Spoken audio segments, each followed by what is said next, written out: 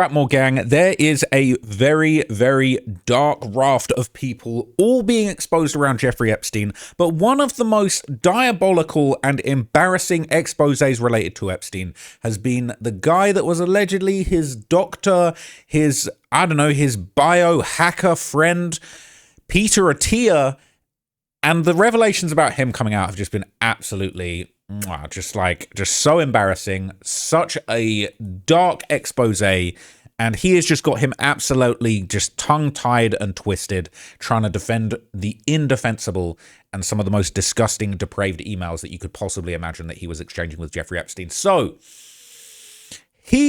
interestingly, Jeffrey Epstein, he apparently had a desire to live forever. Okay, he was into all this biohacking stuff. He wanted to find ways of living forever. This is the Epstein files, the cryonics connection. Did Jeffrey Epstein plan to live forever? Well, it didn't work out, did it? Because he in a pack now. We're smoking his dumb ass. But anyway, Jeffrey Epstein was obsessed with transhumanism and cryonics. He was reportedly planning to freeze his head and penis to be resurrected. Thank God. Hopefully that didn't happen. All right. He funded life extension groups like Humanity Plus and envisioned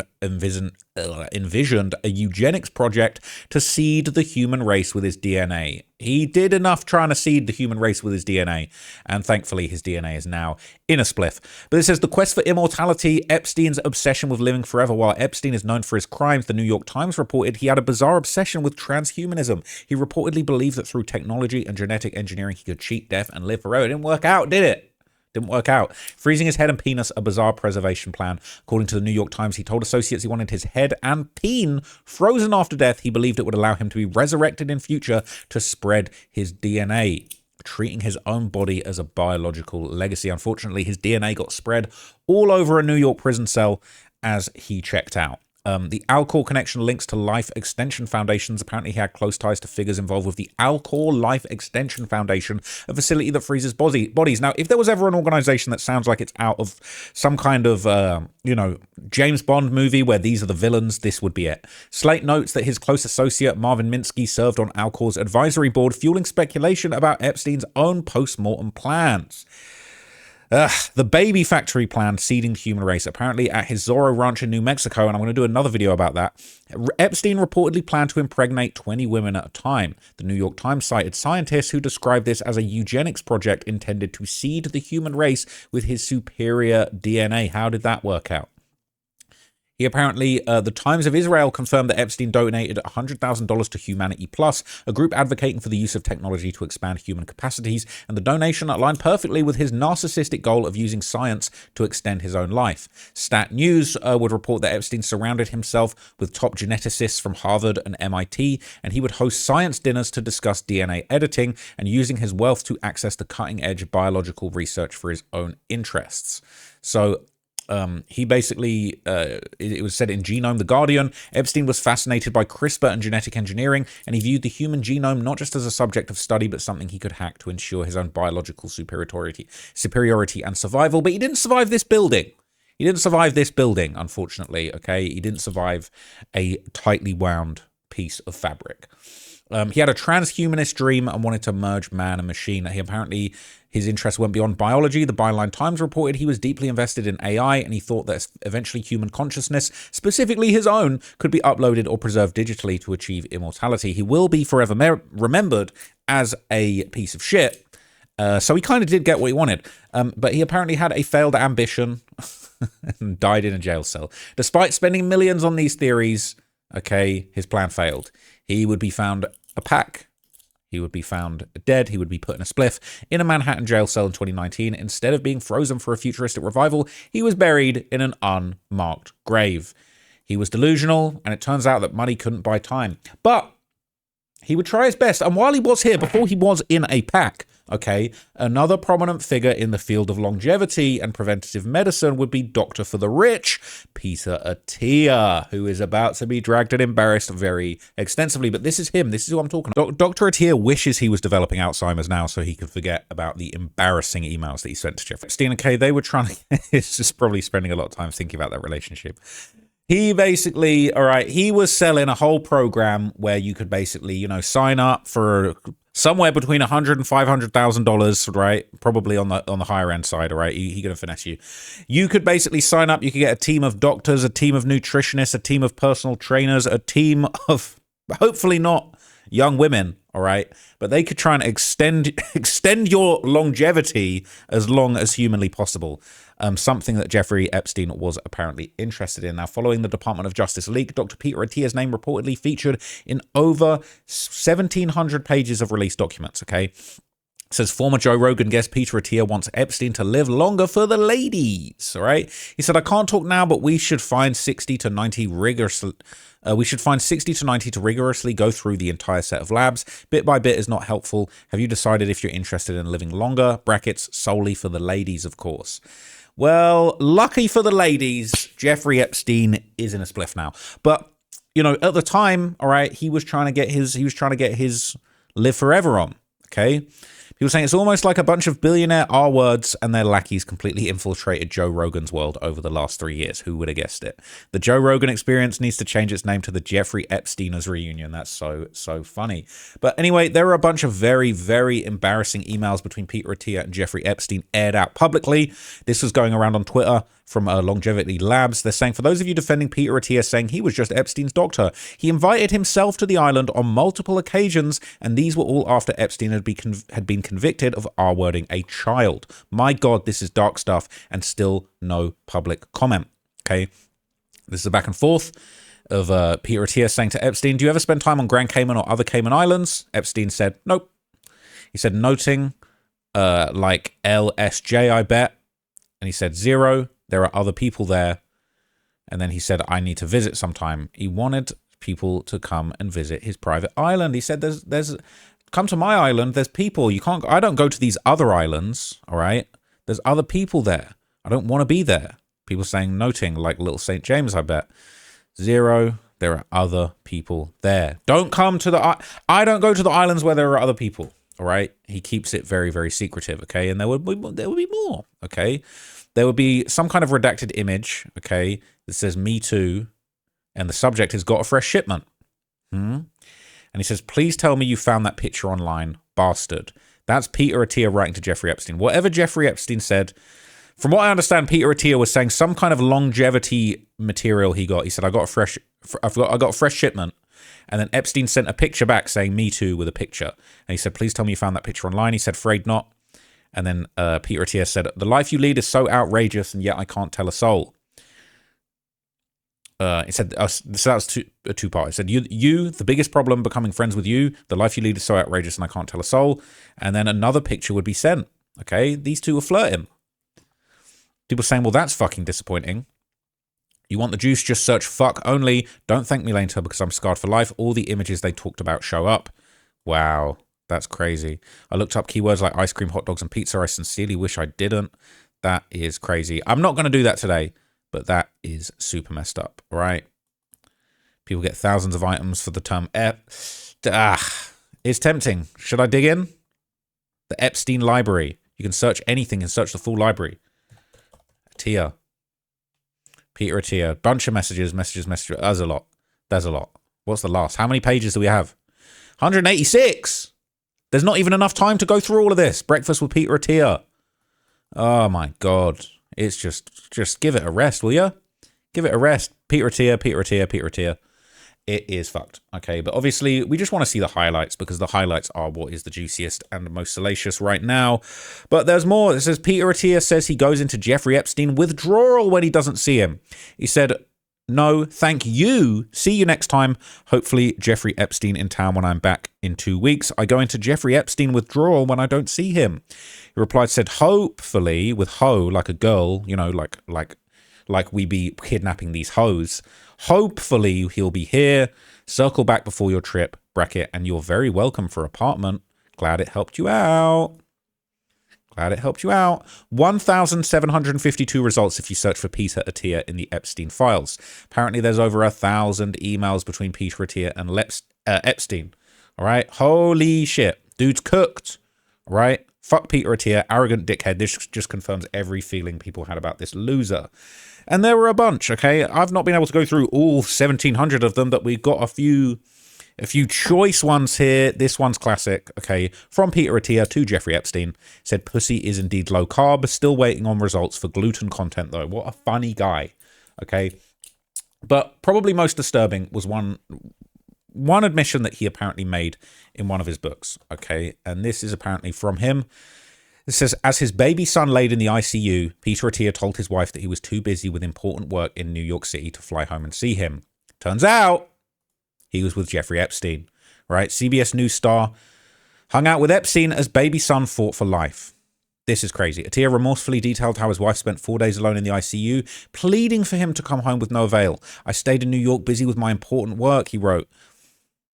Arten's cardiac arrest happened on a Tuesday, but I did not come home to San Diego until Friday of the following week, 10 days later. Freaking off. Meanwhile, an email from the day after his son's near death shows Attia solidifying plans to meet Jeffrey Epstein the next morning. All right? Crazy. Absolute insanity. All right? They're saying all of Attia's longevity gains are gone. He's aged at least 65 years in the last 48 hours. All right? This is a real piece of work. So Dr. Peter Attia would issue a formal response to the files, and this was, as Martin Scorsese would call it, absolute cinema. Peter Attia has finally responded to the Epstein file release and his name being all over it. His apology is quite long, so I am going to paraphrase it for you. He starts off by saying that none of his interactions had anything to do with sexual abuse or exploitation, and that's got to be cap, right? It says, to be clear, I was not involved in any criminal activity. My interactions with Epstein had nothing to do with the sexual abuse or exploitation of anyone. My bad. I'll just read you the entire thing because I'm interested enough. We've got time, all right? It's a long response, all right, but we don't need the summarized version of it. Let's just run through the whole thing because this is embarrassing. Peter Attia posted this to Twitter. He said, the following email is what I sent to my team last night. I sent a similar version to my patients also.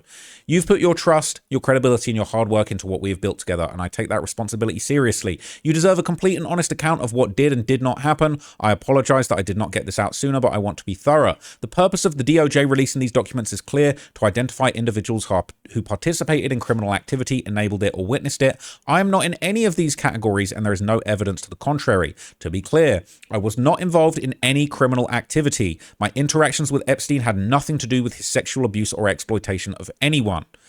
I was never on his plane, never on his island, never present at any sex parties. That said, I apologize. See, I noticed the same thing with Bill Gates. These guys be saying, I'm not there, I'm not on the island, didn't do anything, but I still apologize. Why? That said, I apologize and regret putting myself in a decision where emails, some of them embarrassing, tasteless, and indefensible, are now public, and that's on me. I accept the reality and the humiliation that comes with it. I'm sorry that I got caught. I'm sorry that you know. I am so sorry that I look bad right now, and I really would love to just backtrack and be seen as good again. I want to start by directly addressing the email thread that I've been asked about the most. In June 2015, I sent Jeffrey Epstein an email with the subject line of "Got a fresh shipment." The email contained a photograph of bottles of metformin, a medication I just received from the pharmacy for my own use. The subject line referred to the picture of bottles of medication. He replied with the words "me too" and attached a photograph of an adult woman. So, hey, we didn't see what the photograph was, but that's what you did. How do you know it was an adult woman? Did you check? Did you ID her? Did you know? You assumed? So I responded with a crude, tasteless banter. The fact you're even having these types of conversations, you could, all right? And you said after that, I wish I could tell the world about your life. Reading that exchange now is very embarrassing and I will not defend it. I'm ashamed of myself for everything about this. At the time, I understood this exchange as juvenile, not a reference to anything dark or harmful. At that point in my career, I had very little exposure to prominent people and that level of access was novel to me. Everything about him seemed excessive and exclusive, including the fact he lived in the largest home in all of Manhattan and owned a Boeing 727 and hosted parties with the most powerful and prominent leaders in business and politics. I treated that access as something to be quiet about rather than discuss freely with others. One line in that exchange about his life being outrageous and me not being able to tell anyone is being interpreted as an awareness of wrongdoing. Oh, how are you going to spin this, Peter Attia? How are you going to spin this? This is not how I meant it at all. What I was referring to, poorly and flippantly, was the discretion commanded by those people in that social and professional circles, the idea that you don't talk about who you met, the dinners you attend, or the power and influence of the people in those settings. What I wrote in that email reads terribly, and I own that. You think we're fucking fools. You think we're dumb. You think you got mind control over us. You, sir, are a clown. I met Epstein in 2014 through a prominent female healthcare leader while I was raising funds for scientific research. At that time, he was widely known in academic and philanthropic circles as a funder of science and moved openly among credible institutions and public figures. Between summer of 2014 and spring of 2019, I met with him on approximately 7 or 8 occasions at his New York City home regarding research studies and to meet others he introduced me to. You went to his home. Look, I won't get too much into it, right? But I gotta fuck with you a lot for you to come into my home, all right? And I'm just a YouTuber with a little bit of internet beef, all right? I've really got to fucks with you for you to come into my home. You in his home. But I never visited his island or ranch, and I never flew on any of his planes. You was in his home. You was in his home, his sanctuary, where his secrets were held, where he woke up in the morning and brushed his teeth. You were in his home, all right? As Lil Jeff said, I would run up in your home. You ran up in his home, all right? Would have ran up in his home if my gun ain't click. You're a clown. When I was at his home, it was either meeting with him directly or meeting small groups of scientists, doctors, or business leaders, and once at dinner in 2015 with a number of guests, including prominent heads of state. In retrospect, the presence and credibility of such venerable people in different orbits led me to make assumptions about him that clouded my judgment in ways that it shouldn't have. I was not his doctor, though several times I answered general medical questions and recommended other providers to him. Sounds like you was acting as his doctor. I don't think you should have done that if you wasn't... whatever. Shortly after we met, now this is where it gets absolutely outrageous, all right? You think we're so stupid. Shortly after we met, I asked him directly about his 2008 conviction. He characterized it as prostitution-related charges. Didn't think to Google it, did you? In 2018, 10 years later, after going to his house and meeting him what sounds like dozens of times, a bunch of times, I came to learn that was grossly minimized. More on this below. I was incredibly naive to believe him. I mistook his social acceptance in the eyes of credible people I saw him with for acceptability, and that was a serious error in my judgment. To be clear, I never witnessed illegal behavior and never saw anyone who appeared underage in his presence. Do you think we believe you for a second, you absolute buffoon? In November 2018, I read the Miami Herald investigative article, 10 years late, and I was repulsed by what I learned, nauseated. It marked a clear and irreversible line between what I knew before and what I understood afterward. And this is where he jumps the shark ridiculously, right? Jumps right over the shark. It's just like, bro, do you really think that I have one brain cell? Because anybody else, you want us to believe you were nauseated, you were disgusted. So what did you do? Did you cut him off? Did you tell him to suck a dick? Did you tell him he a bitch and you can't wait to smoke on his ashes in a pack like I would? No, you stayed locked in. You said, I can fix him. I can fix him. At that point, I told him directly he needed to accept responsibility for what he did. Bullshit, that never happened. I bet that never happened. Hoping to provide the victims from the Herald piece with support, I contacted a residential trauma facility to understand what funding, comprehensive care for many victims would require. Those communications were between me and the facility and were therefore not part of the document release. Oh, so we can't see those? Oh, we can't see those. Yeah, we can't see those. Let us see them. I spoke with him. I sat down with Jeffrey after learning these things that nauseated me, and I went back and I spoke with him. Yeah, I shared that information and insisted that he fund their care, beginning with residential treatment followed by lifelong therapy. Cap, this is absolute bullshit. You really think I'm going to believe that? You were hanging around with the PDF god talking about, I wish I could tell people about your life. And you told me, you really sat down with him and said, you need to change your ways and you need to contribute to lifelong therapy for the victims. Are you fucking joking me? You really think I'm that dumb that I'm going to believe that? That's insulting. In hindsight, even attempting to facilitate accountability was a mistake. No, you find out that someone's a PDF, you cut ties and you move on, and maybe you find out that someone in your circle is a genuine PDF with these convictions. All right, you cut ties and you maybe slap them around a bit. Maybe you slap them around a bit. You don't facilitate accountability. Are you dumb? You think we're dumb. In hindsight, even attempting to facilitate accountability was a mistake, and once again reflected just how naive I was at the time. Oh, I was just so naive. I was so naive. And once the full scope of his actions were clear, disengagement should have been the only appropriate response. My intent does not change that, and I regret not drawing that boundary immediately. I tried to change him. I tried to fix him. I tried to turn him into, a humble, acceptable, reformed PDF file. All right. I tried to convert the PDF file to an MP4 and it didn't work out. I was so sad. I couldn't tell anyone. You think we're fools. Nothing in this letter is meant to minimize the harm suffered by the young women that Epstein abused. Their trauma is permanent. I'm not asking for a pass from you. I'm simply asking I'm not asking anyone to ignore the emails and pretend they aren't ugly. They simply are. The man I am today, roughly 10 years later, would not write them and would not associate with Epstein at all. Nope, you're mad you got caught. Whatever growth I've had over the past decade does not erase the emails I wrote then. I hope he has a growth on his brain, to be honest with you. I hope he has a large growth on his brain that puts him in a pack with Jeffrey Epstein. I recognize that my actions and words have consequences for the people I care deeply about, including all of you. I regret the cost this has placed on you and I take responsibility for it. I regret that this is costing me money. This is costing my reputation in the toilet. I'm so sorry for the money it's cost me. You a bitch. I won't ask anyone to defend me or explain this on my behalf, because nobody would ever do that for you, you fucking clown. If you have questions or concern, I'll address them directly with you, my team. It's just so embarrassing, and people are just flaming him. The longer the explanation, the bigger the lie. Hopefully Jeffrey Epstein's in town when I'm back. 2016. All right. Lies. You bragged about keeping his criminal activities a secret. Your poor son and wife. Classic PR apology written by lawyers. I'm the victim undertone, naivety shield, Me Too deflection, redefining discretion as professionalism, savior narrative, distance through time, passive framing of the DOJ release. I didn't do anything illegal, so the rest is just embarrassing. You associated with a known S-trafficker, that's the whole thing. The rest is a 1,500-word press release explaining how you didn't notice. So you asked him about this 2008 charge, which you therefore clearly had heard about and researched, and your conclusion was that you should associate with him? Epstein yourself, man. That's crazy. The only date that matters, 2008, when he pled guilty to charges of soliciting and procuring a minor for prostitution. Anybody who dealt with him after that knew exactly what they were getting into. I ain't reading all that, but sorry for your loss, Jeffrey Epstein. Okay?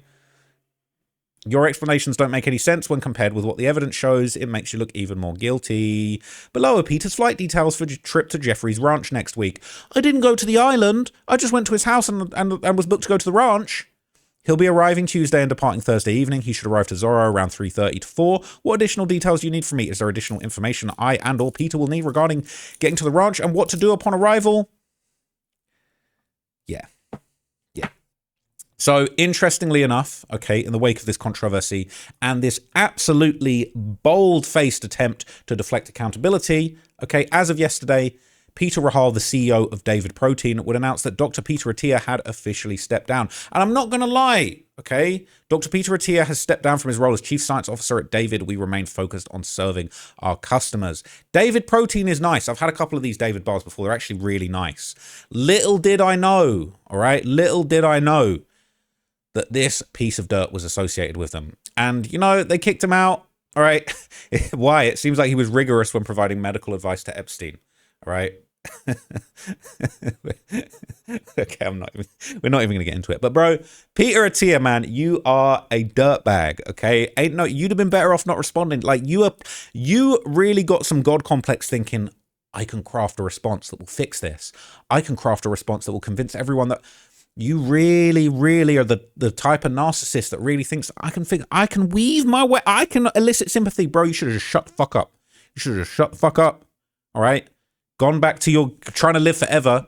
All right? Maybe now that you're feeling the heat like this, you might be thinking, you know what? That living forever shit, that might not be the one. I'm not saying anything bad should happen to him, but he might be thinking, you know what? Another 80 years on this earth as a known, a PDF associator. You know what? Maybe we could trim this longevity down a bit and I could check out. And of course, okay, he really wanted to be with his man, Jeffrey Epstein. He really wanted to link up. He couldn't wait to link up with him again. So you know what? If all of that longevity's out of the window, man, you might want to link up your boy in the sky. Okay. You might want to link up inside of a backwoods, twist up together and do your thing. But it is absolutely disgusting. I am just appalled by what I've seen. That response was one of the most